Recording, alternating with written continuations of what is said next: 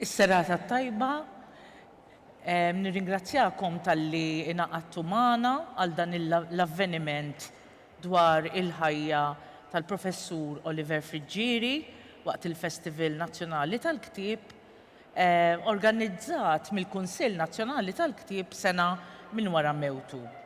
Il-Kunsill Nazzjonali tal-Ktieb stiednu nies minn oqsma differenti li issa nintroduċjomkom dal-waqt, li b'xi mod jew ieħor iltaqgħu mal-Professur Friġġieri direttament. Żgur li m'għandniex bżonn avvenimenti bħal dawn biex niftakru lill-Professur Oliver Friġġieri u x-xogħol siewi bla waqfien li għamel f'ħajtu.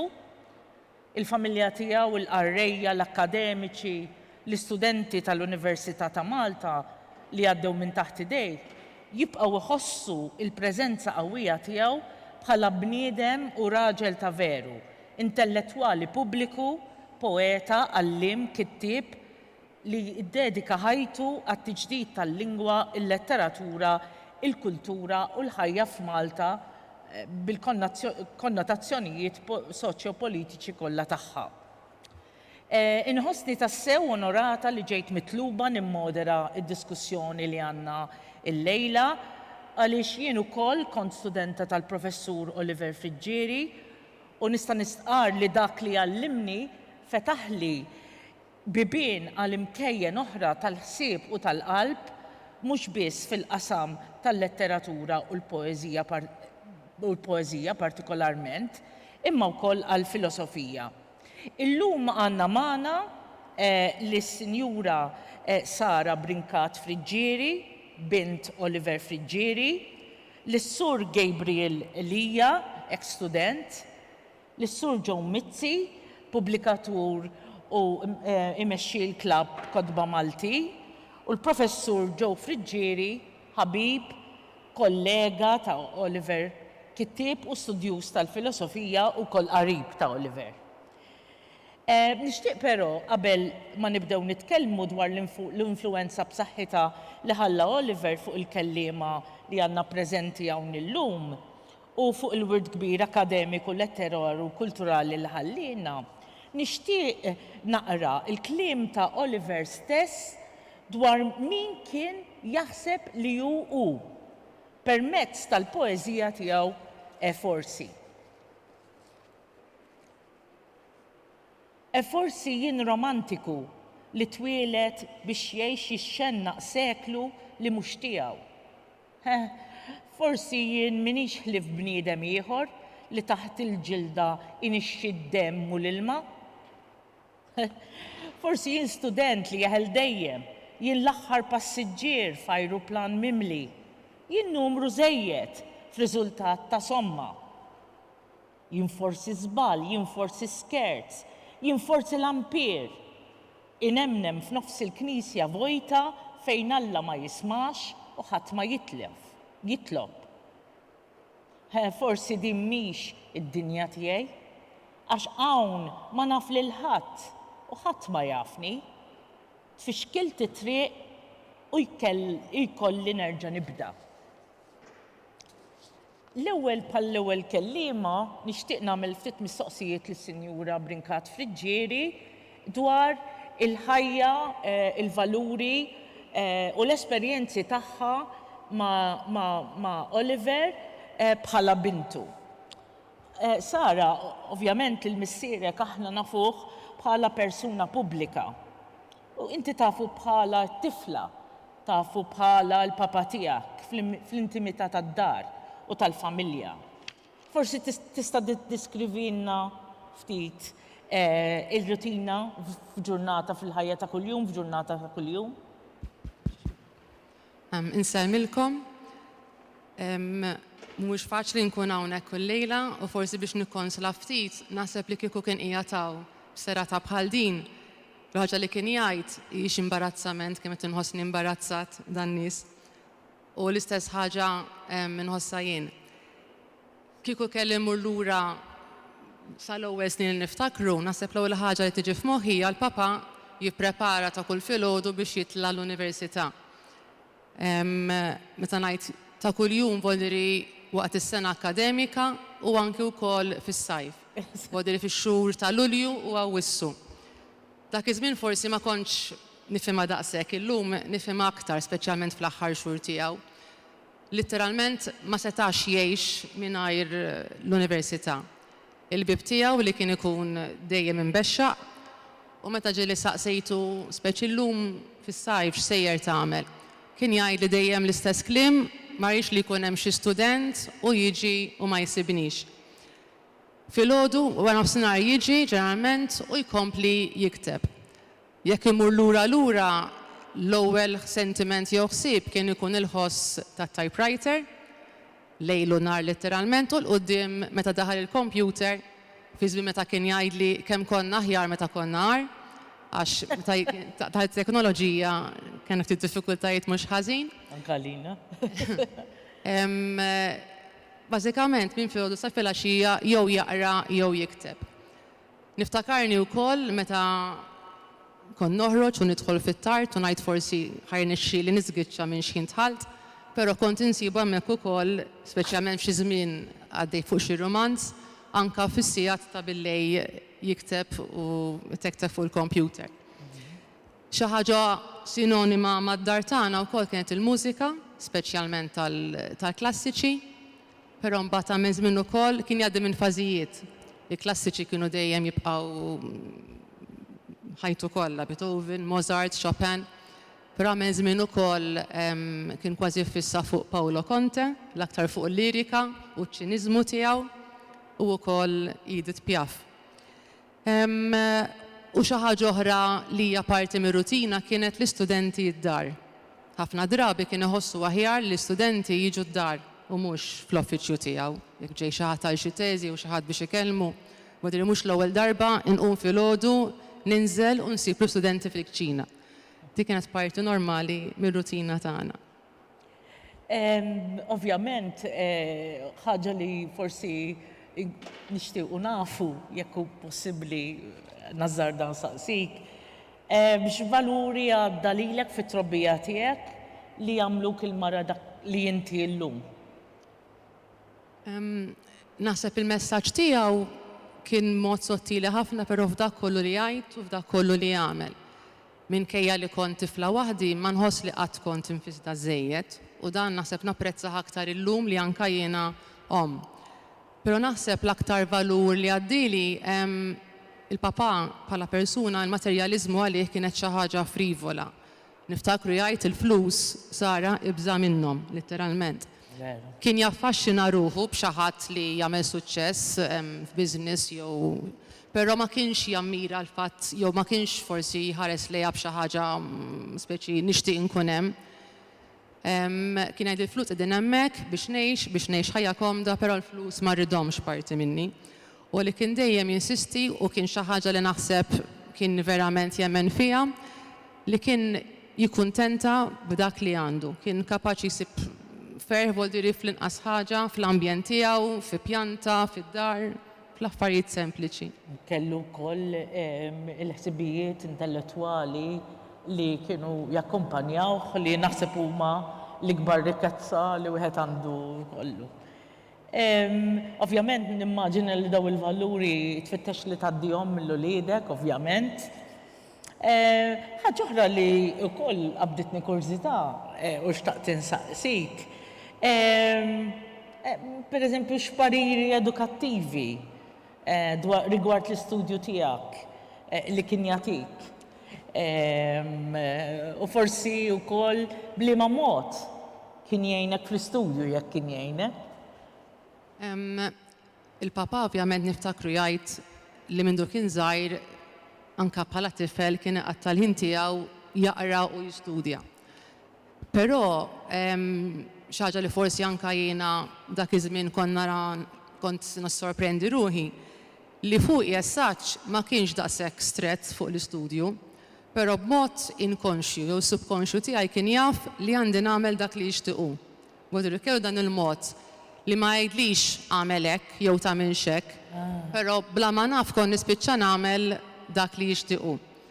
U l-istess ħaġa fl-istudju, ma niftakrux ipoġġi miegħi jessaċ għal homework, qatt ma kellu l-iffokar tiegħu fuq dak li hu akademiku, għalih ma kienx daqshekk importanti l-akademiku. Għodu li naħseb il-messaġġ ħadtu aktar milli esponini għal-mużika, għal-kultura, meta kien joħodni miegħu fuq kongressi barra minn Malta, niftakarni joħodni miegħu, anka ta' kont żgħira, idejat differenti, programmi għaddejjin id-dar, so il-messaġġ tiegħu fl-istudju kien aktar li tiftaħ għal dak li hemm barra. Aħna żgħar sħaħ, però hemm barra hemm dinja oħra. U naħseb dak l-akbar messaġġ li għaddieli. Ovvjament kellek mudell tajjeb ħafna li jekk inti qed tara xi ħadd jaqra ix-xewqa li inti taqra, ix-xewqa li forsi tesperjenza ftit minn dik id-dinja tal-qari, forsi kienet jgħaddiha lilek żgur li hu konxjament imma lilek inkonxjament naħseb. Tiftakar xi kodba li kien ġieli li kien issuġġerilek xi kodba x'taqra jew Din ukoll ma nistax ngħid. Fid-dar tagħna ovvjament kodba kienu ħajtu. Żgur. L-istudju tiegħu kien mimli sas-saqaf, però f'kull kamra tad-dar kien ikollu xi ktieb. Ġeneralment xi ktieb li jkun qiegħed jaqra, jekk hux poeżiji, kritika letterarja, filosofija, però kien ikollu dejjem jew fil-kċina jew dejjem sodda il-Bibja. So again bħala kodba qatt ma qalli jew suġġerili, però kien hemm il-kodba speċi kien jgħidli hawnhekk għandek id-dinja kollha ejja u qalleb. All right. Kien ħalli l-għażla tal-professur Oliver Frigieri kif nafuh l-għażla għallim missier imma li ħalli għażla libera fil-ħajja ta' dak li jkun li huwa grazzi ħafna Sara dak kien veru għalina kienet xi ħaġa veru importanti li nafu wkoll lil Oliver fl-ambjent tad-dar u grazzi tal-li oġbok taqsam dan magħna. Grazzi. Issa ħanaddu ftit qegħdin nitkellmu ftit dwar Oliver bħala għalliem u bħala missier u għallim. Nixtieq nibqa' fuq din it-tema ta' Oliver bħala għallim u issa ħansaqsi xi ftit mistoqsijiet lis-Sur Gabriel li huwa ex-student ta' Oliver Frigieri. Imma qabel ma ngħaddu għall mistoqsijiet Se naraw filmat ta' xogħol teatrali 249 il-kobor tal-Umità ta' Professur Friġġieri li sar il-ħamis 22 ta' Lulju li għadda.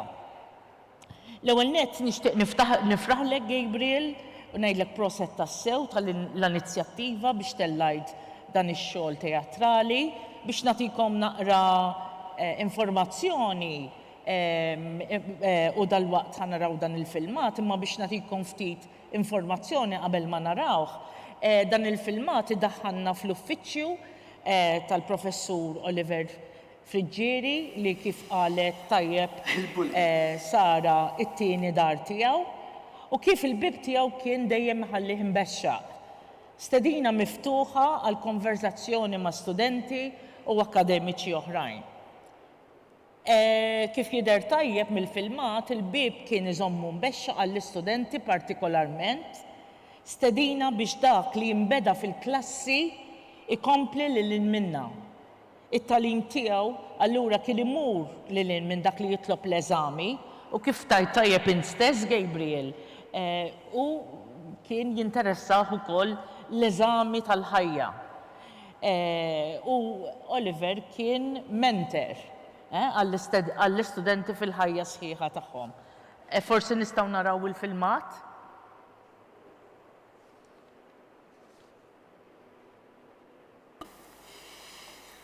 Il-bulli. Kemm jiżhom qataw laqmietux. Għalkemm il-profs li xi erba' minna għalalna xi laqame, li seħbitna kun jom mintof għall-aħħila l-onorevoli, għalla volja kien jgħidilha li differenti minnu, għax mhux żorra, immek kien jindirizza anka fl-emails. L-oħra wkoll għala l-laqam, għax mar il-qoddis tas-sitta ta' filgħaxija, il-parroċċa ta' Santa Marija bil-Kirkara, Rajem tmexxi l-kor u għal-aħħila l-maestro. Kemm kien iħobba l-mużika, speċjalment il-mużika klassika bħal ta' Beethoven, ta' Mozart u ta' Chopin. U anka l-mużika ta' Edith Piaf. Tant li il-dawn it-tnejn tal-aħħar kitbilhom poeżija.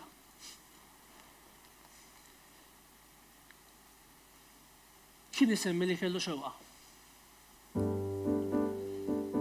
Li għal darba għada f'ħajtu jiddiriġi orkestra.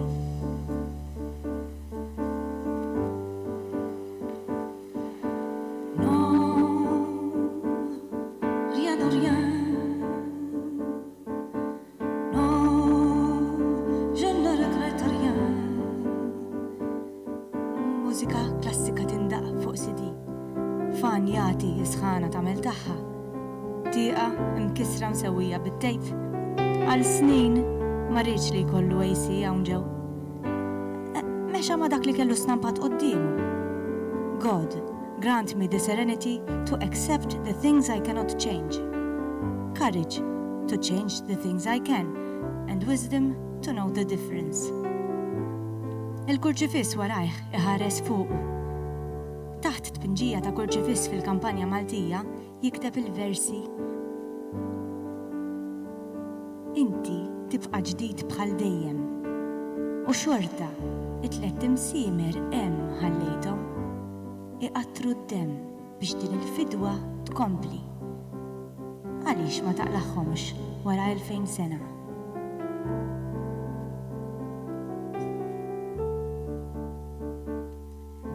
Skitt kull kelma tiegħek tidwi biex tiġbor fiha sens li jfisser kollox 2000 sena ilu, illum u 2000 sena oħra.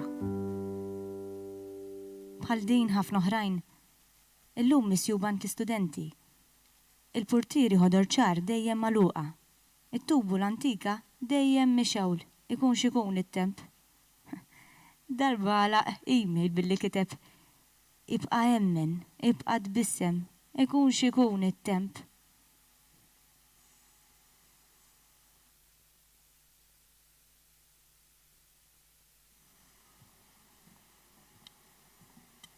Illum jiena ġurnalista mal-RTK. Kemm kien biex infittex xogħol ja ħasra. Kien anke bagħat li xi postijiet li riedu l-ġurnalisti. Meta qedlu li tħalta hawnhekk inqalli Melissa nibda nisimek. F'waħda mill-aħħar korrispondenzi kien ukoll kitibli sikwit nisimek. Anzi, infittex l-istazzjon ħanara nisimekx. Kif tista' ma tiggustax? Imma waħda mill-aktar korrispondenzi għal qalbi tibqa' dik ta' meta waqaft mill-PGCE.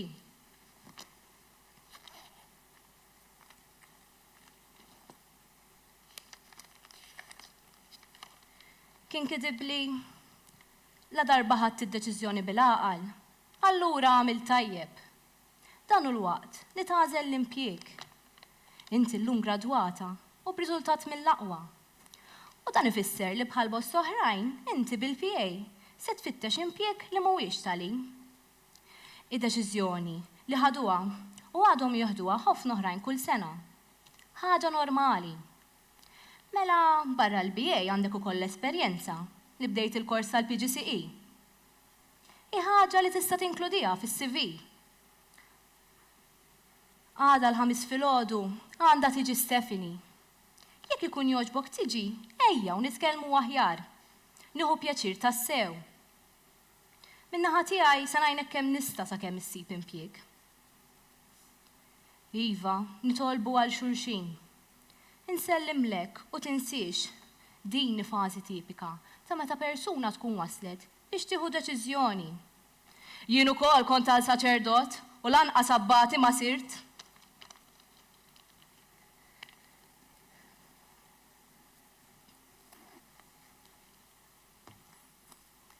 Għal-bidu kont jisni nibża daqsxejn. Għax ma tafx int, il-profs friġġieri tkun ilek tant tisma' dwaru. Imma darba kont lajt biex inkellem lill-Prof Adrian Grima u ma kienx jagħtem. Rajt il-bib Oliver imbexxa kif dejjem kien ikun. Ħabbatlu u dħalt. Il-ftit biża kienet ta' dik id-darba biss, mbagħad tista' tgħid ebet għal kollox. Baqgħet biss ir-riverenza.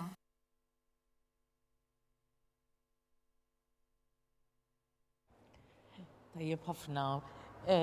Gabriel, forsi tgħidilna daqsxejn u tirrakkontanna il-proċess ta' kif inti ipproduċejt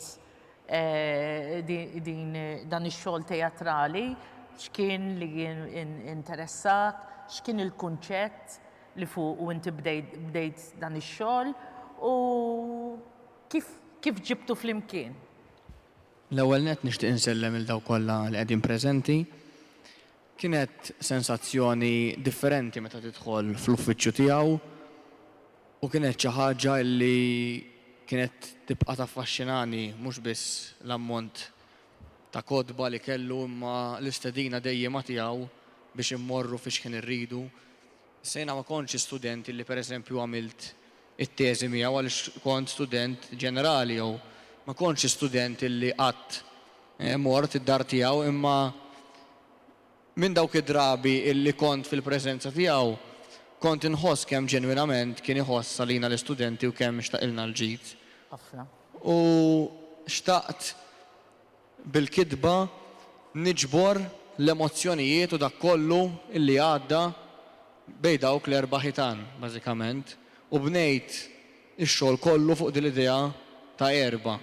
Kien hemm l-uffiċċju illi minn perjodi differenti ra studenti differenti ra l-Oliver jikber u raħ fażijiet differenti tal-ħajja tiegħu u l-istudenti illi kienu jidħlu bl-esperjenzi tagħhom hemmhekk.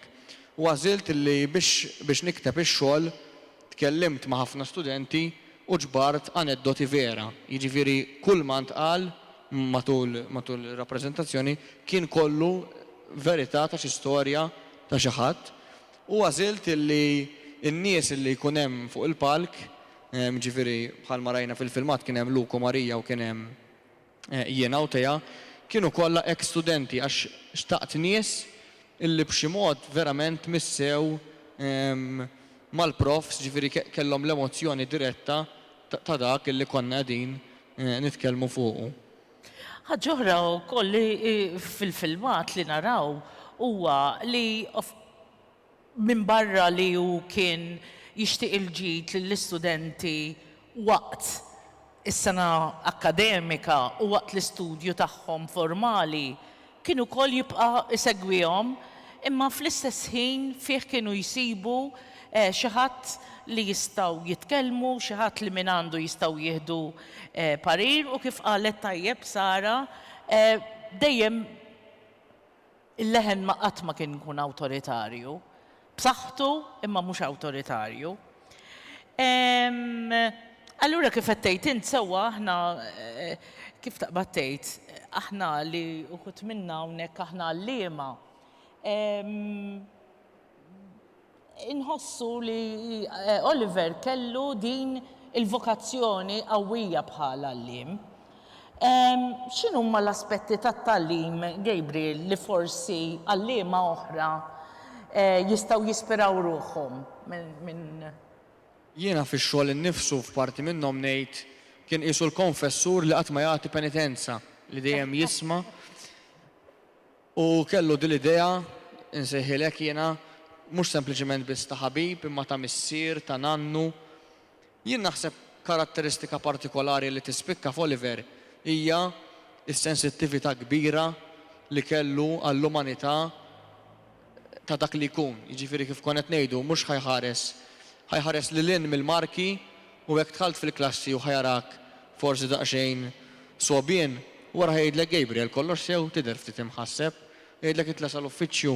Ġifieri ma kienx sempliċement jgħidlek jiena mort għamilt il-lezzjoni u tlaqt, imma fl-istess ħin jiena xi ħaġa li tibqa' timpressjonani ħafna hija l-umiltà tiegħu. Ġifieri kulħadd verament isejjaħlu ġgant u ġgant letterarju, imma kien tassew bniedem umli. Fil-fatt inti wkoll tiddeskrivi it-tagħlim tiegħu bħala evangelizzazzjoni. Tista' tispjegana f'liema sens tgħidu dan? Jien ngħid li t-tagħlim tiegħu proċess ta' evangelizzazzjoni għaliex Sara se tissemmi li dejjem kellu il-Bibja anki ħdieħ fil-Kamra tas-Sodd, eċetera.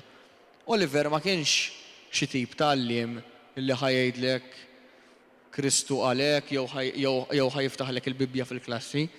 Imma għalija bl-eżempju bil-ħajja li jgħix verament xandar dak illi Kristu kien jitkellem tant dwaru, dwar l-umiltà, dwar il-mod kif titratta l-oħrajn, dwar l-imħabba tiegħu eżempju li kellu għall-annimali.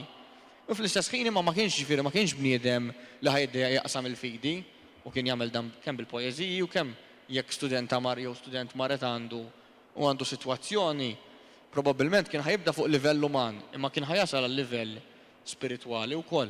Imma kellu jiena lija il-mod kif kien iġib ruħu kien jurik illi hemm eżistenza u hemm eżistenza ħafna ikbar. Eżatt, u anka kif kien juża l-lingwa tal-mod li l-inna bħala studenti ukoll jiftaħ beraħ l-imħuħ għal ħsieb biex jimraħ b'mod iktar profond, iktar kritiku. Ġifieri l-umanità tiegħu ukoll bil-metodi tat-tagħlim li qed issemmi inti imma ma naqsux mill-intellettwaliżmu u l-ħsibiet qawwija u profondi li kien jgħaddi l-istudenti tiegħu. Naħseb dik wieħed irid isemmija u għaliex jiena niftakar meta l-ewwel darba li ftaħna l-ktieb l-idea tal-letteratura mal-ewwel konna se niġġennu. Paragrafu konna naqrah 10 darbiet. Imma bil-mod il-mod u anke b'ċertu repetizzjoni, imma fi kliem differenti kellu din il-pedagoġija li fl-aħħar mill-aħħar xi ħaġa tibqa' ġewwa u wara proċess ta' żmien l-affarijiet jibdew jidhru fiċ-ċarezza kollha tagħhom għall-bidu jidhru mċarbrin. Minħabba l-filma tisemmi naqra l-laqmijiet. Din interessatni ftit għaliex aħna fil-Fakultà tal-Edukazzjoni waħda mill-affarijiet li ngħidu lill-istudenti tagħna huwa taqalawx laqmijiet, labeling ġifiri, lill-istudenti, imma il-laqmijiet li qegħdin naraw hawnhekk sewwa huma laqmijiet partikolari. Forsi minn dawn l-esperjenzi tal-istudenti l-oħrajn li ħriġt, aw li ġbart. Ġieli ħsibt għalfejn għalhekk kien importanti li jagħtihom il-laqmijiet? Ifimni, il-laqmijiet huma spunżajr li għalija jippuntaw kemm Oliver kien jafna b'mod individwali. Nix numru għalih, ġifieri jekk bniedem qallu jiena mis-Siġġiewi, qallu ta' San Nikola, mbagħad qallu hemm dak il-poeta minn hemmhekk u bdiet konverzazzjoni dwar hekk. Jekk bniedem qallu jiena inħobb il-mużika, ħajdlu x'tip ta' mużika, doq strument, ġifieri nerġgħu morru lura għal fatt li Oliver kien jafna u kien ifittex li jsir jaf l-istudenti tiegħu. U dak il-profili bħala persuni u bnedmin sħaħ, u xek. Ekku. Grazzi ħafna, Gabriel, nixtieq issa ngħaddi għas-Sur Joe Mizzi, mill-Klabb Kodba Maltin. Sur Mizzi, Joe. Kif nafu, Oliver kien strumentali biex titwaqqaf id-dar tal-pubblikazzjoni li inti tmexxi il-Klabb Kodba Maltin. U li inti issa qed tmexxi wara missierek is-Sur Pawlu Mizzi. Oliver baqa jitkellem baffett u b'rispett dwar il-papa tiegħek u li tal-opportunità lill-Oliver u l-ħafna awturi oħra li jippubblikaw xogħolhom. U inti wkoll. Forsi tirrakkontanna ftit forsi missierek x'kien jirrakkonta dwar Oliver, speċjalment dwar is-sem ta' Oliver fit-twaqqif u l-ewwel snin tal-Klabb Kodba Maltin? Forsi ħammur xejn oltre mill-li saqsejtni simma. Mela le, il-qalb kollha. Ħaġa nirringrazzja anke l-udjenza u nsellmilkom. Jiena forsi kelli xorti differenti. Xorti li naf l-Oliver qabel ma kien Oliver Friġieri. Qabel ma ntaqa' ma' Eileen, qabel ma kellu lil Sara. U ma rikordi sbieħ. Però biex niġi għal dak li saqsejtni inti, u għalhekk qed ħammur oltre milli saqsejtni inti. Kulħadd jaf l-istima li Oliver kellu lejn il-papa, lejn il-klabb, lejn ix-xogħol li jagħmel. U s-sem tiegħu fil-klabb huwa anke rrakkontat fl-awtobiografija Fjuri li ma jinxfux. Però illum ħanaqra n-naħa l-oħra tal-istorja. Il-papa għamel il-memorji tiegħu wkoll. Għadhom mhux pubblikati. Sorpriża sabiħ. U ħanaqra il-parti Oliver. F'Novembru tal-1970 għamilt f'moħħi li rrid nibda nippubblika xi ktieb. Ma rridx nistenna aktar. Vera li kif kien jgħidli Oliver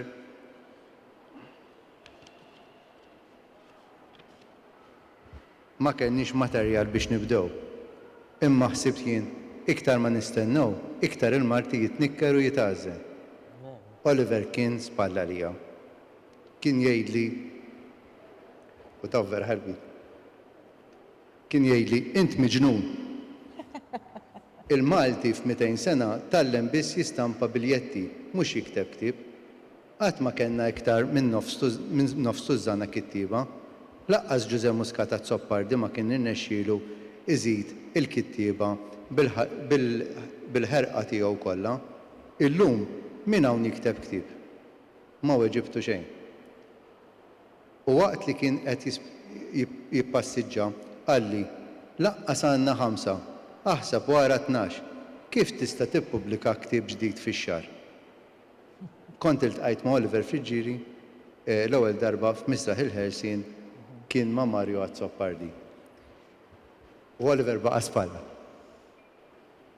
Oliver baqa' sorry? Spalla.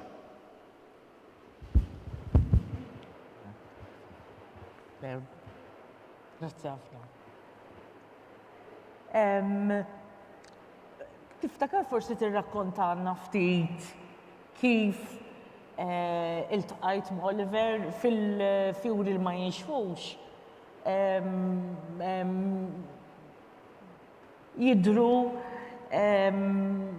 forsi xi siltiet fejnu qed jirrakkonta kif spjegajna tajjeb dwar il-bidu tal-Klabb Kodba Maltin.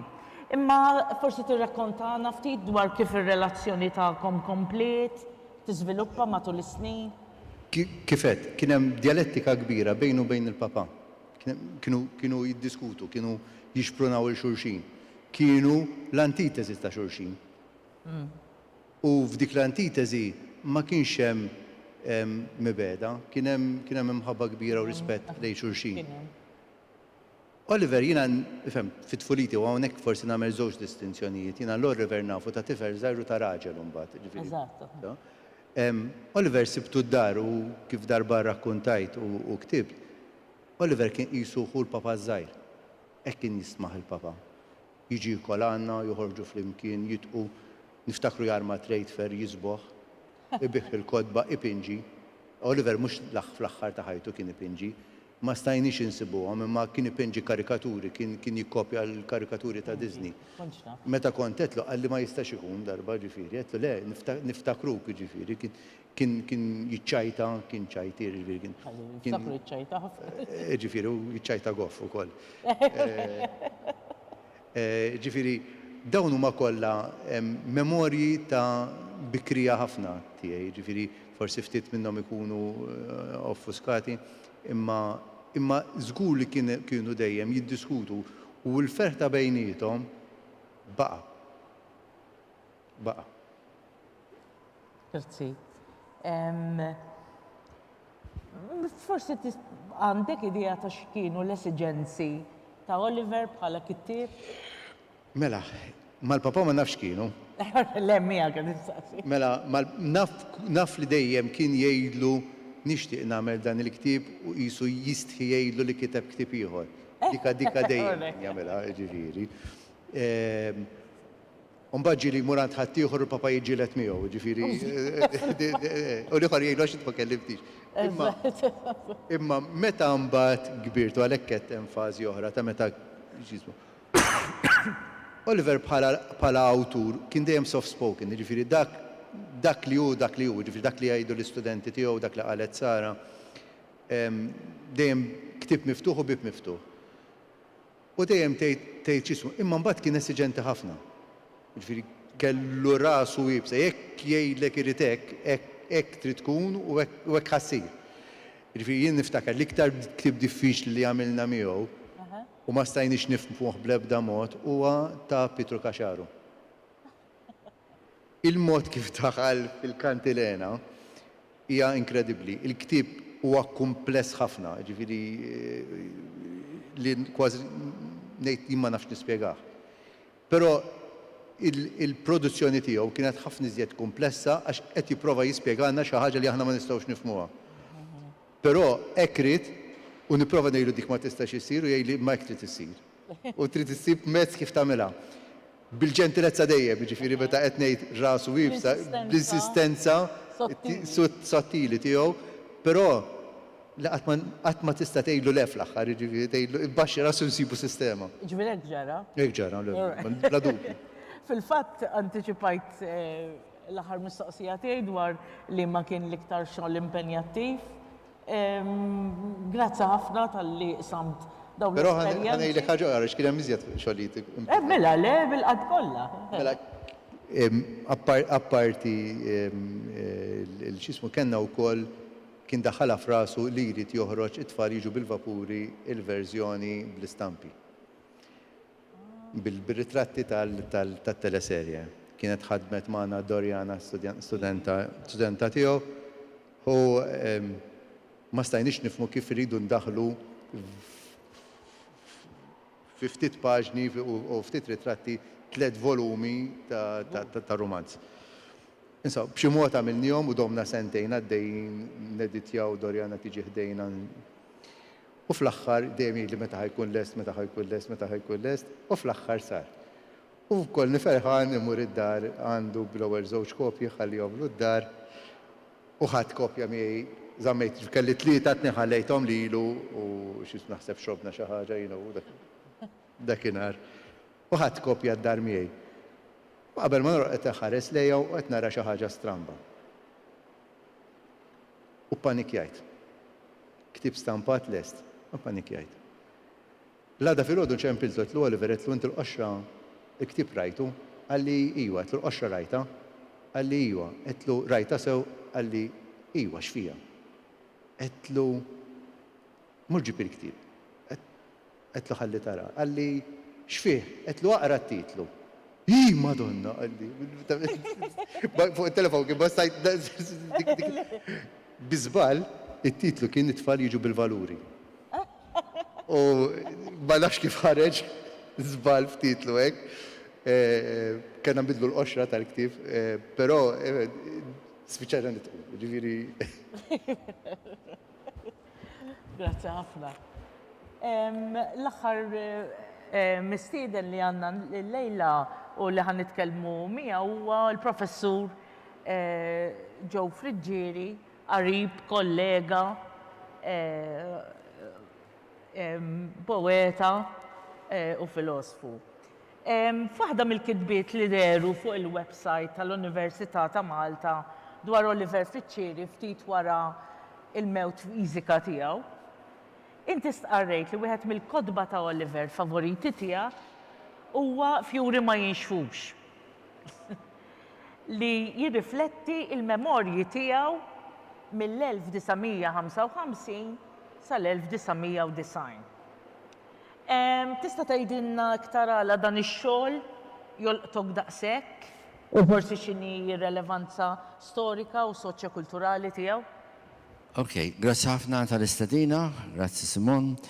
Jiena nuri l-kodba biex nurikom li jeżistu. Xina dejjem qed ngħidilhom lill-istudenti, jiena l-kodba nurihom biex intom tikkonvinġu ruhom li dawk il-kodba veru jeżistu.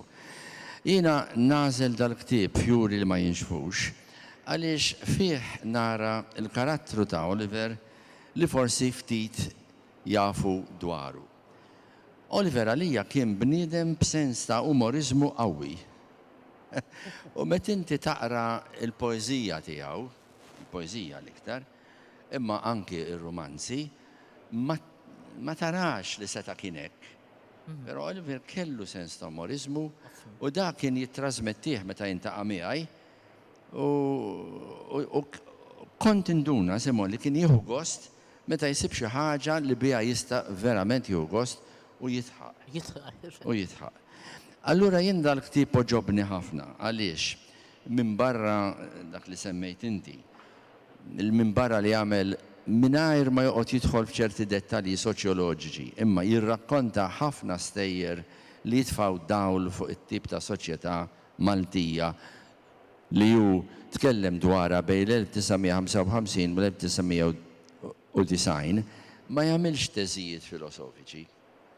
Jirrakkonta dwar in-nies li ntaqa' magħhom, dwar il-ħajja soċjali u politika li għaddejna minnhom bejn dawk is-snin li jsemmi hemmhekk, u jirrakkonta b'mod li jiena naħseb li kien verament tipiku ta' Oliver meta ma jkunx qed jikteb il-poeżija, ir-romanzi, jew nkella jikteb xi teżi letterarja, insomma, li Oliver kien magħruf ħafna li min jippubblika ktieb u jmur għandu jgħidlu tagħmel id-daħla, Oliver qatt ma qallu le. Allura kellu kritika letterarja li nġabret f'diversi manwali. Però f'dal ktieb, pereżempju, u jiena taqbad u tiftħu fejn trid, imma dejjem issib xi ħaġa li turik il-karattru ta' Oliver li mhux dejjem jidher meta taqra l-poeżija tiegħu. Allura għandu pereżempju l-ewwel nuċċali, ħanaqrajilkom biex nisimgħu daqsxejn l-Oliver jitkellem ukoll mhux nitkellmu fuq aħna biss. Darba fl-iskola tal-Furjana ġiet tabib tal-għajnej u minn dakinhar bdejt nara kollox differenti. Meta tinduna xem moħbi f'dawk iż-żewġ. Imbagħad wara, imbagħad tibda titħaq darba l-iskola tal-Furjana ġiet tabib tal-għajnej u minn dakinhar bdejt nara kollox differenti. Illum tfal ġejt tabib biex jeżaminalkom il-vista għalinna l-allim. Aħna fraħna li se nitilfu lezzjoni, iżda ma konniex nafu x'inhi l-vista u l-allim induna. Issa isimgħu is-sentenza li jmiss. Daw ta' tfal ma kienux jafu xi tfisser seralkom il-vista. Aħna fraħna li se nitilfu lezzjoni, iżda ma konniex nafu x'inhi l-vista u l-allim induna. Se jaralkom għajnejkom.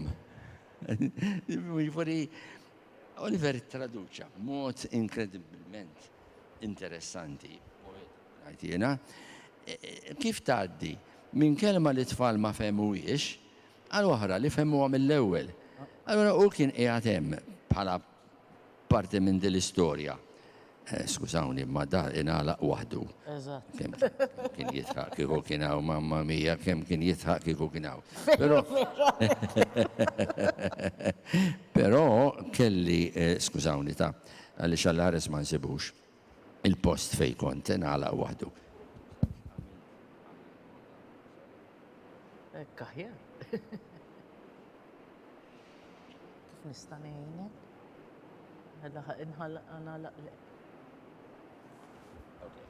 Seralkom għajnejkom. Għajnejna, daħal it-tabib, raġel xwejja bin-nuċċali, bil-ġlek skur imdendel fuqu u l-allim għallilna biex nqumu bil-wieqfa. Għajdulu good morning tfal. Good morning sir, ednilu b'vuċi għolja u b'kantalina. L-allima u t-tabib ħarsu lejxu l-xejnu qabdu jitħu. Good morning doctor, ekkantkom tajdulu, good morning doctor. Isa, għajdulu, tfal. Good morning doctor, tennejna l-kol bil-kantalina ta' qabel. Bida jsejħilna wieħed, fl-ordni alfabetiku ta' kunjomna, mbagħad meslili. Qalbi t-taqtaq, ħriġt minn posti u rsaqt lejn it-tabib li issa kien ilu sija jarrex fl-għajnej ta' sħabi fil-post fejn is-soltu joqgħod l-allim u l-allim biss.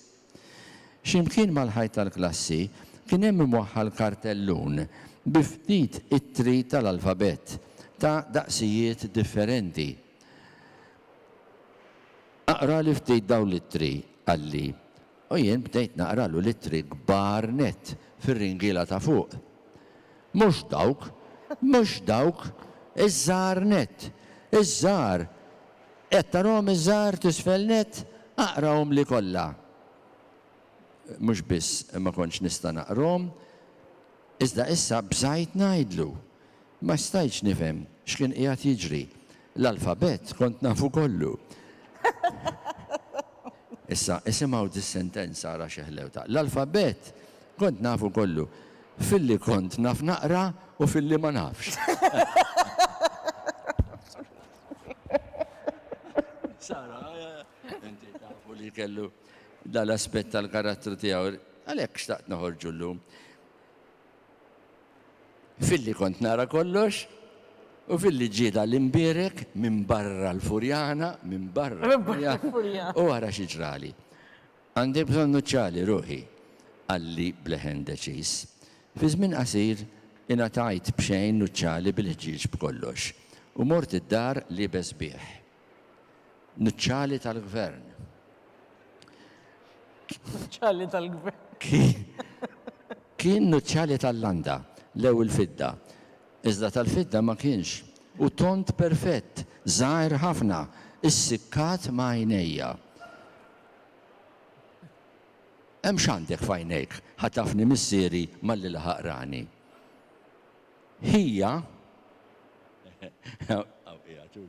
Hija infaqa jitħaq bija, daħ anke juża. Mort niġri f'kamra oħra, neħħejt in-nuċċali minn għajnejja u nfqajt nibki. Imbagħad ilbistu mill-ġdid u mort quddiem il-mera bil-moħbi. Kemm jien nikraħ b'dan nuċċali. Ammettejt miegħi nnifsi. Elaw, fejn mort inħeba? Għalli missieri mill-kamra l-oħra bleħen ġajtiri. Ommi wkoll kienet mifquha bid-daħ. U kif rajta titħaq, imsaħt id-dmuħ u provajt nitħaq jien ukoll. Neħħih minn għajnejk qabel magħha missieri, hemm xnuċċa li tawk ara kemm ġejt tajjeb. Issa nagħmellek wieħed ġdid jien. Bin-nuċċal il-ġdid issa ma stħajċ. Għat li dan kien żmien meta n-nies kienu għadhom jiddieħku minn għandu l-ħġieġ quddiem għajnejh. Racers, għajjarni darba wieħed minn sħabi. Mort ngħid lill-ommi, iżda ommi qalt li biex ma nagħtix każ. Anke l-arċipriet għandu n-nuċċali. U t-tabib, u ħafna mill-allima ibni, għant li biex tfarraġni. Imma fost sħabi memħat bin-nuċċali ma. It-tfal għat jikbru wkoll. U meta jikbru għat ikollhom in-nuċċali, u issa ma nafx ibni, imma in-nuċċali u bżonn minn tixtara aħjar tassew. Ma' żmien bdejt nara kollox differenti. U l-lenti bqajt inbiddilha minn żmien għal ieħor. In-nuċċali u wieħed mill-aħjar eżempji li juru l-aħjar kemm il-moda titbiddel. Kien hemm żmien meta d-daqs kellu jkun normali, medju, jiġifieri ma kellu jkun la żgħir ħafna u lanqas kbir ħafna. U ma kellux ikun hemm kulur li f'kannella skur jew iswed. In-nuċċali li kien jagħti l-gvern b'xejn lill-istudenti tal-iskola xi darba ripet min tal-ħamsinijiet kellu forma li ma kienx moda, imma kien utli, kien speċi ta' ħaġa komuni wisq. Imma ftit ta' żmien wara ġara li d-daqs tiegħu u l-forma tiegħu tonda ġew moda. U kemm fuq l-irġiel u kemm fuq in-nisa. Meta mbagħad daħlet id-drawwa li l-affarijiet li jkunu qdiem u ma jintremewx, nuċċalijiet komuni bħal daw kienu jinstabu għal bejħ anċi regettir. Kien hemm żmien li kien qisu xi diżunur li tilbes in-nuċċali. Iżda dan il-preġudizzju beda jonqos ukoll għaliex xterdet l-edukazzjoni. Ħafna nies indunaw li kellhom jieħu ħsieb il-vista, anki għaliex is-sewqan tal-karozza beda jitlob ċertezza li s-sewwieq jara tajjeb fil-bogħod. Xi drabi konna naħsbu ta' tfal li konna l-nuċċali kien biss ħaġa tal-kbar u lanqas ma kien għall-kbar kollha, imma għal dawk il-ftit li jħobbu jaqraw il-kodba. U dawn il-kbar kienu biss irġiel. Kien għadu ħaġa kera li mara ikolla nuċċali, bħalli kieku n-nisa ma kienux jaqraw. Dbidlet l-idea dwar in-nuċċali, tant li ma damx ma beda jkun meqjus anki bħala oġġett sabiħ fil-wiċċ, fuq kollox fil-wiċċ ta' mara. Ma' żmien mhux biss kiber u xi drabi xkien, imma wkoll sparixxa. Daħlu l-contact lenses, nuċċali trasparenti. Mux sabiħa dell-istorja. Allora, ħalli namlu dan l-omaċ l-Oliver anki f'dak l-aspett tal-karattru tiegħu li forsi ftit jitkellmu dwaru. Jiena Oliver meta kien għadu, insomma, meta kien għadu b'saħħtu, kellna relazzjoni tajba ħafna. Kien jitla bil-kwietu jħabbat il-bib tal-uffiċċju tiegħi b'mod li bit-taħbita ġentili tiegħu, ġentilissima tiegħu, kont ninduna li kienu. U kien jgħid li morru niti kafe, u għandu pjaċir ninżel miegħu nieħdu kafe, nitkellmu fuq kollox. Dejjem jixtri żewġ pastizzi, kont ngħidlu Oliver. U dak ikel Malti kien jagħmel li, imma ma kontx tfehmu mal-ajwis li kellu joqgħod daqsxejn iktar attent għal xi jiekel u x'ma jiekulx. Nixtieq ngħaddi issa għal il-kidba tiegħu dwar Dunkarm. Nafu li din is-sena jaħbad il-150 anniversarju mit-twelid ta' Dunkarm u Oliver ovvjament kellu għamel studju profond għal ħafna snin dwar ix-xogħol ta' Dunkarm. Niftakar ukoll meta aħna konna studenti tiegħu kif kien ħeġġiġna niġbru l-flus biex nagħmlu bust ta' Dunkarm li l-lum jinsab l-Università u veru kien ħeġġiġna għamilna minn kollox biex niġbru dal-flus u l-bust sar fil-fatt. Forsi tgħidilna xi ftit il-ħsibiet tiegħek dwar l-influenza ta' Dunkarm fuq Oliver Friġieri? Jiena ngħid li mingħajr Dunkarma ma kienx ikun hemm Oliver. Ma nixtieqx li di tinħass bħala esagerazzjoni għax nemmina, ġifieri ma naħsibx li hija esagerazzjoni. Oliver kiteb ruxmata ta' artikli kritiċi fuq Dunkarm ta' ma ngħidulhomx artikli ta' apprezzament fuq Dunkarm, hekk kien nħobb insejħilhom jiena. Kiteb f'Malta, pubblika l-kodba il-poeżiji miġbura, pereżempju, Klab Kodba Maltin, edizzjoni kritika ta' Oliver Friġġieri. U verament edizzjoni kritika għaliex għandu 3 essays fil-bidu fejn juri Dunkarm kemm kien influenzat minn Ugo Foscolo, kemm kien influenzat, infatti traduċa is-sepolkri, u mbagħad kif dbiet minnu wkoll bħala fil-ħsieb. Imma jekk inti tara l-Oliver Friġġieri u taqra sew, mbagħad wara li taqra lilu taqra l-Dunkarm, jew bil-maqlub, isek qed tisma' dejjem l-istess vuċi. Ara, hawnhekk għandi dal-ktieb, poeżiji ta' mħabba, illi konna ħriġna flimkien jiena Oliver u Albert Marshall fl-1981. Naħseb wieħed mill-ewwel pubblikazzjonijiet li għamilna, ma kellix iktar pubblikazzjonijiet flimkien ma' Oliver, imma din l-antoloġija għadni nozza sal-lum. U meta taqra il-versi ta' Oliver hemmhekk, dejjem bl-endekasillabi, ma kien jabbanduna ħadd l-endekasillabu. Dak mingħajr ebda dubju kienet influenza qawwija stilistika ta' Dunkarm fuq Oliver, m'għandi l-ebda dubju. Anki minħabba illi Oliver tallem juża l-metafori kif kien jużhom Dunkarm, imma mbagħad il-metafori ta' Oliver naturalment kienu differenti minn ta' Dunkarm, imma kien jixħethom fuq xulxin metafora wara l-oħra. L-Oliver dejjem jekk irid isir studju sew tal-poeżija tiegħu, irid isir l-użu tal-metafori f'Oliver. M'għandux għexieren, m'għandux tużani ta' metafori, għandu mijiet ta' metafori, u xi darba dak l-istudju naħseb għad irid isir ukoll. Ġifieri dik l-influenza ta' Dunkarm fuq Oliver żgur li kienet influenza qawwija. Anki jekk tara ftit il-ħsieb tinduna li hemm influenza qawwija ta' Dunkarm fuq Oliver, ħalli ngħiddi biss għax ma rridx li ndumu żejjed.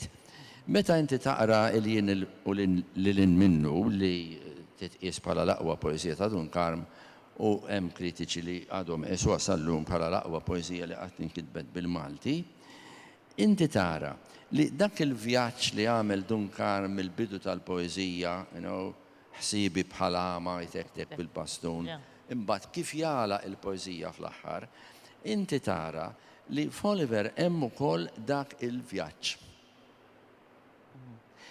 Issa dan biex tagħmel diskors ta' dat tip trid iktar minn 5 minuti jew 10.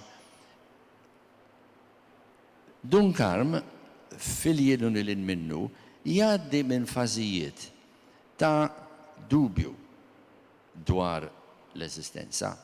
Oliver jgħid, u di ħaġa interessanti ħafna fil-kritika li jagħmel fuq Dunkarm, qatt ma jiddubita mill-eżistenza tal-Alla. Assolutament. Ġifieri, jgħid li kultant jgħaddi minn dawn il-perjodi, imma qatt ma jiddubita. U jekk inti taqra pereżempju il-poeżija ta' Oliver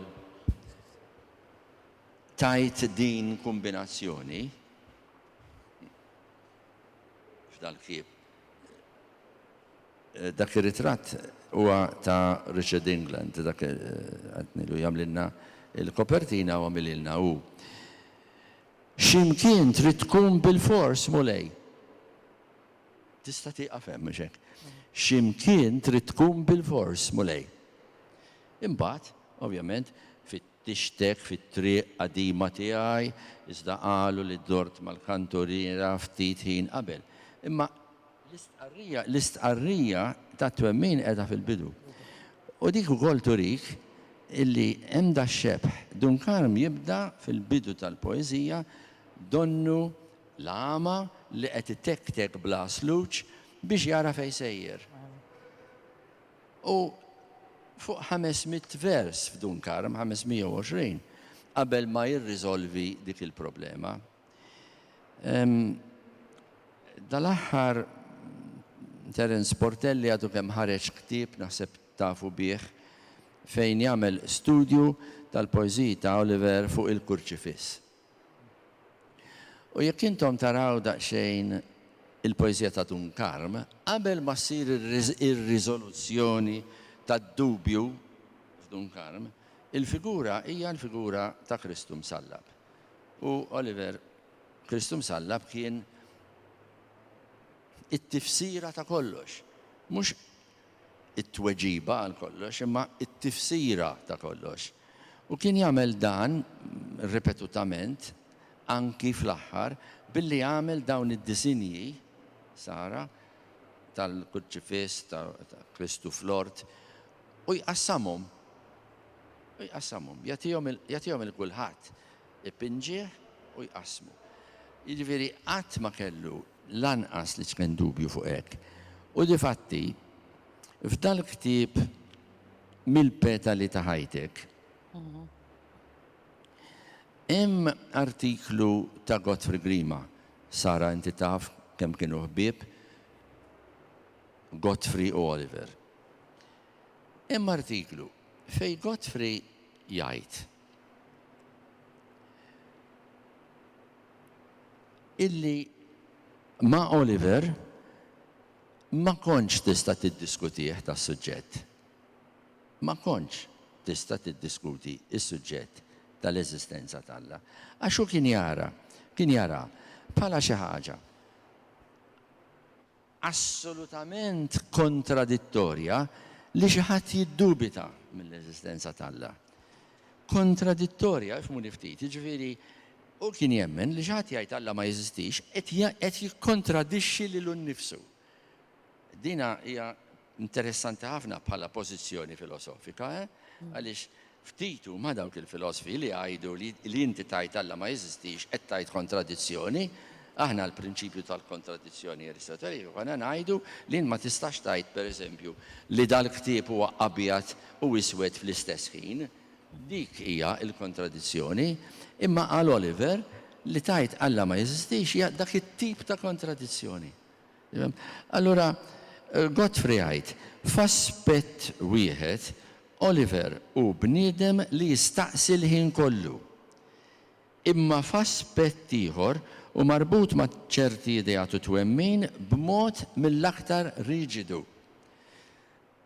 Għax meta tkun bniedem li jgħaddulek dal-ħsibijiet u forsi wkoll kultant kif naqbad ngħid ikollok it-tentazzjoni li ċedi għalihom u tintaqma xi ħadd u tgħidlu dini parti mill-karattru tiegħu li qatt ma fimt.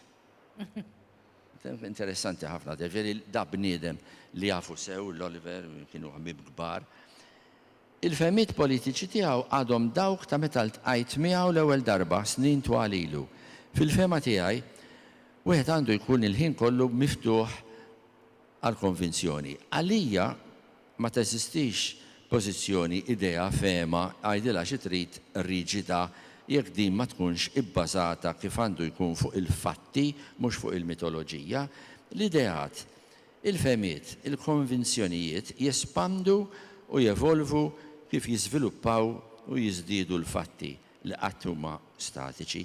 Li tirrifjuta ideat ta' ħaddieħor minn bażi ta' fidi tista' tillimitalek l-ideat tiegħek stess milli jikbru u jirfinaw ruhom. Oliver jagħmel hekk u għar fejn tidħol il-fidi tiegħu. Pereżempju, ara ma tgħidlux jaqbad ktieb ta' Richard Dawson, il-filosofu awtur Ingliż li jiġħad l-eżistenza tal-Alla. Ħanerġa' ngħidha. Pereżempju, ara ma tgħidlux jaqbad ktieb ta' Richard Dawson, il-filosofu u awtur Ingliż li jiġħad l-eżistenza tal-Alla, lanqas jisma' bismu ma jrid. The God Delusion, il-ktieb ta' Richard Dawson, li sar bestseller, imma semmijulhux. Kien kważi offendi ruħu jekk xi ħadd jgħidlu isma' dak li ktieb rajtu ma jkunx irid jisma' bekk. Grazzi ħafna, Professor Virġieri, tal-istudju li għamilt, nittama li forsi ikollok ħin iktar il-qoddim li tipprofondih dan ix-xogħol. Le, nixtieq nżid ħaġa żgħira waħda biss, ta' ġifieri minix se nieħu ħafna żmien. Ara kemm hu veru dan, f'dal ktieb li hu studju interessanti ħafna tal-jienu lil minnu, ġifieri ktieb sħiħ fuq il-jienu lil minnu. Jieħu l-poema vers u jikkummenta dwarha. Għax Oliver kien assolutament xmara ta' kliem u xmara ta' kidba. Il-gost tiegħu kien meta jagħti lecture u l-gost tiegħu kien meta jikteb. Sara taf għax diġà għamlet referenza għalih, jew jitkellem, jew jikteb. Dik kienet ħajtu. Imma f'dan il-ktieb, fl-introduzzjoni, għall-ewwel darba jagħmel referenza għal filosofi eżistenzjalisti. Għall-ewwel darba. Imma mill-filosofi eżistenzjalisti iwarrab fil-ġemp dawk li fid-dinja kulturali u filosofika huma meqjusin bħala il-filosofi eżistenzjalisti ewlenin u kbar. Jiskartom, assolutament jiskartom. Heidegger, Sartre, Simone de Beauvoir, għax għatej isemmihom u jitlaqhom. U jiffoka fuq żewġ filosofi eżistenzjalisti kattoliċi insara. U għet minnhom kattoliku u liħor le. Søren Kierkegaard, Danis, u Gabriel Marcel, Franċiż. Jiffoka fuq daw. L-oħrajn warrabhom u jikkwota wkoll minn Descartes, imma il-Descartes jikkwotaħ sempliċi ara. Fuq din Simone de Beauvoir u Sartre jaqbżu, imma mbagħad meta jiġi biex jitkellem fuq Descartes, isimgħu xi jgħid. Duncan se jispiċċa biex jadotta l-pożizzjoni li hi preżenti anki f'Descartes, razzjonalista li jitlob stħarriġ bir-reqqa mill-filosofu dwar kull qasam ta' għarfien, isimgħuha minn barra fejn jidħol Alla. Dak mhuwiex il-qasam tal-għarfien li għandu jiġi studjat filosofikament. Dak huwa taċċettaħ a priori, mill-bidu, li tajt li m'hemmx tikkontradixxi ruħek. Allura, whatever God has revealed to us must be accepted as more certain than anything else. And although the light of reason may, with the utmost clarity and evidence, appear to suggest something different, we must still put our entire faith in divine authority rather than in our own judgment. Oliver, et kwota lil-Descartes. Ringrazzjak. Grazzi. Grazzi ħafna tal-istudju tiegħek. Le laqas xejn. Nixtieq li kellna aktar ħin imma x'qed jagħmlu li s-sinjal u nixtieq niftaħ ukoll id-diskussjoni jekk għandna ħin Matthew għall-pubbliku għal min jixtieq iżid iktar ma' ir-rakkonti min jixtieq jitkellem, min jixtieq isaqsi mistoqsijiet. Fidejkom. Naf li għaw xaħat żgur. Ma minix. Qabel l-avveniment kellimni, ma tistħi naħseb. Skużani, mhux qed nara imma ta'. Min jixtieq jitkellem jew li daqsxejn.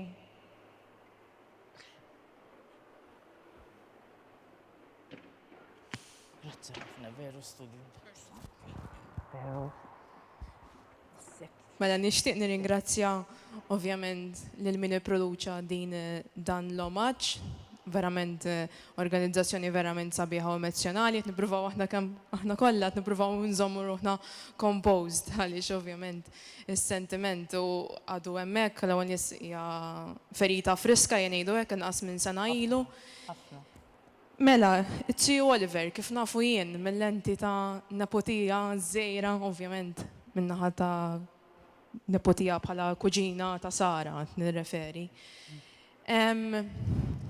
It-Tiju Oliver, jiena dejjem nafu kull nhar ta' Sibt kien jiġi d-dar, meta kien għadu jisuq. Dejjem kien iġibilna xi ktieb li u l-ħuti, dejjem jiffirmanna l-kodba, kien jgħidilna dejjem studjaw, dejjem aqraw. U dejjem kien jinkoraġġina li mmorru l-università, ġifieri minn ta' żejra. Xi darba oħra ġibidni miegħu l-università u anke kif qalet Sara fis-sajf ukoll darba minnhom anke lill papa kien lejn l-aħħar konna nwassluh ukoll.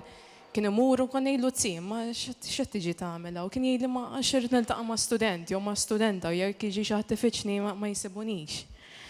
U kienet xi ħaġa li timpressjonani għaliex jiena wkoll kont student tal-università u sfortunatament mhux kulħadd għandu dak l-istess approach. Allura meta tara lecturer tal-università ta' dak iċ-ċertu kalibru jagħmel dawn l-affarijiet u tara dik l-umiltà. Hija xi ħaġa li tispirak biex anke inti fil-ħajja tiegħek ta' kuljum tgħid ħanipprova nkun iżjed umli bħalma kien it-tiju. Veru. Kieku kelli nitkellem fuq ix-xogħlijiet tiegħu, apparti li kien jagħmel kritika letterarja fuq Dunkarm, ovvjament ma nix esperta fuq il-letteratura, mhix il-qasam tiegħi. Però ħaġa li kien jiddiskuti miegħi kien anke kien għamel ktieb u ġabar it-termini letterari kollha fuq il-lingwa Maltija u kien l-ewwel ktieb li ta' kontribut għal dawn l-affarijiet għaliex qabel il-Malti kien il-lingwa tal-kċina, fiż-żmien li beda jitkellem kienu jippubblikaw dak iż-żmien, ġifieri Tju Oliver tal-kontribut tiegħu anke lejn il-patrimonju tal-lingwa Maltija anke b'dak il-mod, ġifieri ktieb uħxan daqshekk dejjem narah id-dar it-termini letterarji tal-Malti, anke kiteb diversi romanzi li minkejja min ma tkunx ċara minn ma jafux, ħafna minnhom jirreflettu anke l-esperjenzi personali tiegħu. Jew anke meta kien hawn forsi daqsxejn iżjed fuq il-politika Maltija, pubblika fil-Parlament ma jikbrux fjuri li għalkemm Tju Oliver kellu dik xi ħaġa li kien wassal il-messaġġ anke jekk ma jqabilx miegħek, però ma kienx iweġġak bi kliemu, ġifieri kien wassal il-messaġġ ma jqabilx miegħek, però ma jweġġa' lil ħadd. Ġifieri dik kienet karatteristika wkoll li tispikka fit-Tju Oliver u xi ħaġa li anke wara mewtu deret. Għaliex? Għaliex anke minn ma kienx forsi jaqbel f'kollox miegħu, ir-rispett li wrew wara mewtu kienet xi ħaġa li affaxxinatni. Vera li m'iniex żejra, però qed nipprova ma emozjonax ruħi.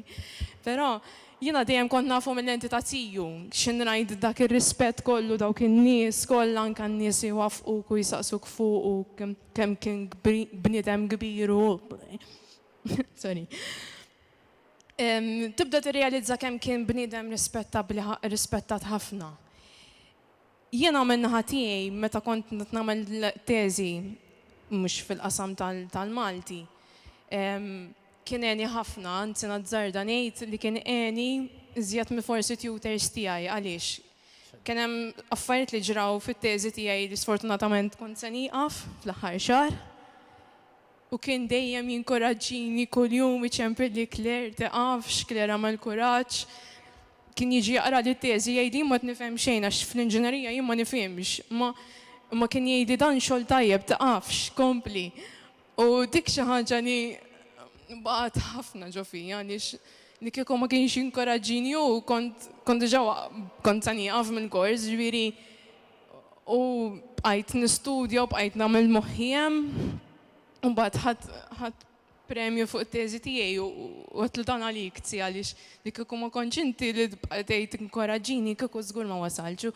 U bħalma kien jagħmel mal-istudenti kollha kien jagħmel anke miegħi, ġifieri u familja kollha ġifieri dejjem kien ta' support u naħseb li kieku jkun hawn u naħseb anke Sara taqbel miegħi kien jgħidilna tibkix għax iżjed tinkwetani, ġifieri u kif kien jarani daqshekk emozjonata kien jgħid isma' jiena isni l-papa tiegħek jew isni n-nannu tiegħek għax dejjem kien ħobb iġib dak is-sentiment, kien jgħidli għamel moħħok hemm dejjem għamel emmen f'dak li tagħmel f'dak li temmen u importanti li ma tweġġa' lil ħadd. Dik kienet xi ħaġa kbira fih jgħidlek aqas neblu ma noqtol jiena. Ġifieri anke jekk era dudu ma jirfsux, jew jekk meta kien jiġi d-dar u kien għandha daqsxejn bit ħażejra, kien jara la safar, kien jgħidilha l mamma għandek biċċa ħobs, kienet tgħidlu biex ħireġ inti. U kien jaħroġ u jitfa' il-ħobs għalla safar u kien juhu gost jara għalla safar dejjem iġib il-pjanti d-dar għaliex in-natura kienet taffaxxina ħafna. U anka l-kelb, speċjalment lejn l-aħħar ta' ħajtu, il-kelb dejjem kien iġibu miegħu id-dar. U kien ħobbu ħafna l-kelb, anka saħansitra fil-kitbi tiegħu jagħmel referenza li l-kelb fil-ġenna niltaqgħu għażiż kelb tiegħi, ġifieri u jibqa' jsemmilek il-klieb kollha li kellu kemm il-darba kien iġibhom id-dar ftit, però l-aħħar wieħed Sparky kien jiġi ħafna iktar spiss id-dar. Biex ma ntawwalx għaliex ovvjament nimmaġina li hawn iżjed nies li jixtiequ jitkellmu, l-aħħar sentiment li nixtieq naqsam huwa propju lejliet qabel ma miet. Dik xi ħaġa li għadni s'issa hekk kif niftakar fiha tqabbad lil Bart ma' ġismi. L-aħħar email li batli għaliex minħabba il-COVID ma kontx qed narah spiss, konna nikkomunikaw ħafna bl-email jien u Zio Oliver. Però għamilt perjodu ma kontx qed nuża ħafna l-email ħabba raġunijiet oħrajn.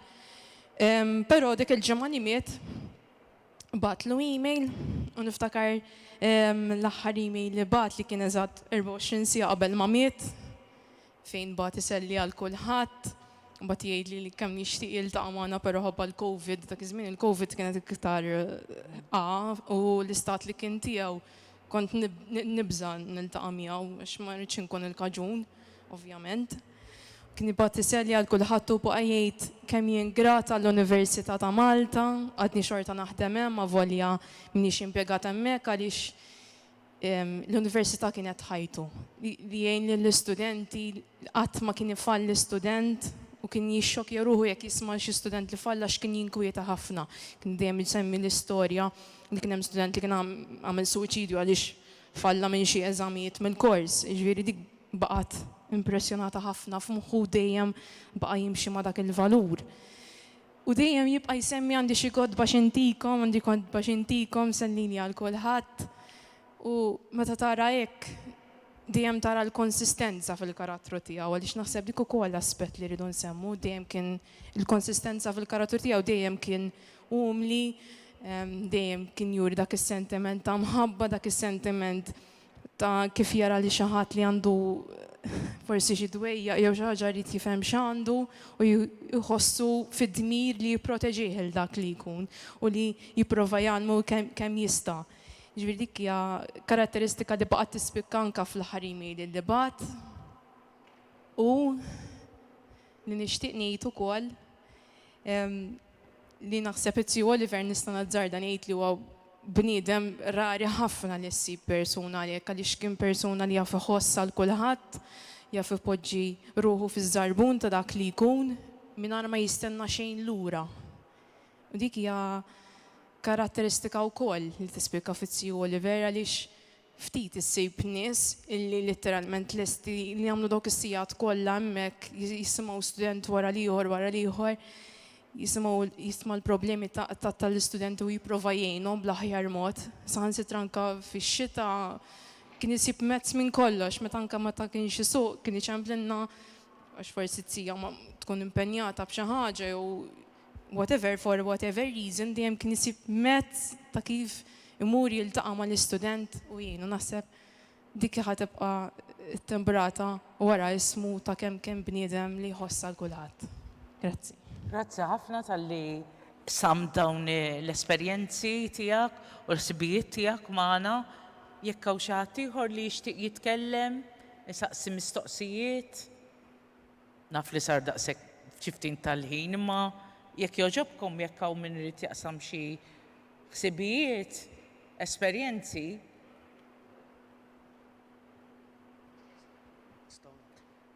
Ma jidher li ma naħsibx li hawn xi ħadd u x'hekk.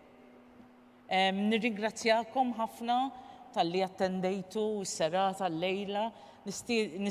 Nirringrazzja ħafna il-kellima li oġobhom jiġu jitkellmu għaw. Naf li għall-uħut minnhom ma kienix daqshekk faċli għax it-telfa ta' Oliver hija kbira u nibqgħu nħossuha għal ħafna snin.